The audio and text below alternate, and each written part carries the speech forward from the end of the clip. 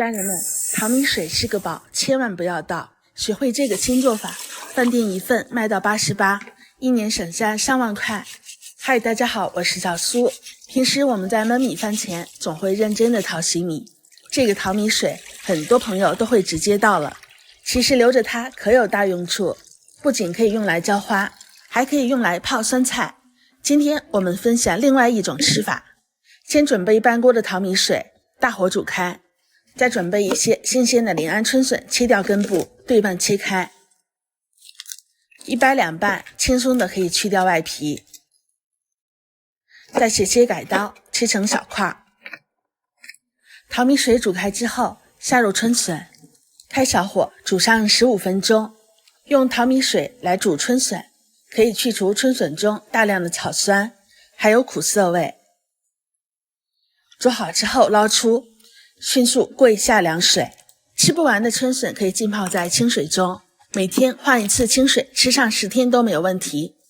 接下來準備上一小塊的五花肉，改刀切成大塊。我每天都會分享一道家常美食，點擊關注和收藏，想吃不會做的時候可以隨時找到我。冷水下鍋，下入豬肉，放入蔥段、薑片去腥，用冷水來焯水，可以把豬肉中的水沫和雜質都逼出來，撇去浮沫，用溫水清洗乾淨。如果是新鮮的五花肉，可以不用焯水，直接放入到無水無油的鍋中進行煸炒，用小火煸出裡面的油脂，這樣吃起來肥而不膩。然後放入香葉、八角、乾辣椒、生薑，炒出香料的香味，即可倒入煮過的春筍。大約1分鐘之後，把春筍炒至油潤潤，要想紅燒肉燒出來顏色紅亮有食慾，咱們就加入現成的炒糖色，自己在家熬比較麻煩，熬不好不是發苦就是發黑，我們只需少淋上一點點就可以。迅速的翻炒均勻，這樣炒出來的豬肉顏色就會特別的漂亮。倒上滾燙的開水，沒過食材，水要一次性的加足，中途不可加水。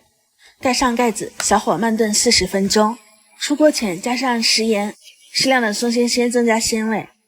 然後大火收汁，把湯汁收至濃稠，撒上蔥花，美味繼承。這樣做好的紅燒肉燜春筍，色澤紅亮，吃起來肥而不膩。淘米水去除了草酸和苦澀味，春筍吃起來清脆又爽口。學會這樣做，米飯都能多吃2-3碗。喜歡的朋友快試試吧，下期見。